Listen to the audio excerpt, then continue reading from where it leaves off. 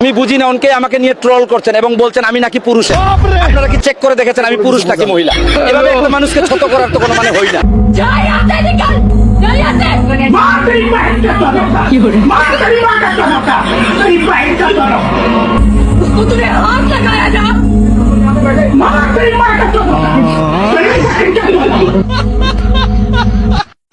ये सब क्या देखना पड़ रहा है?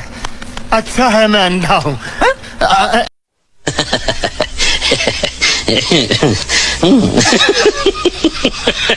Yeah.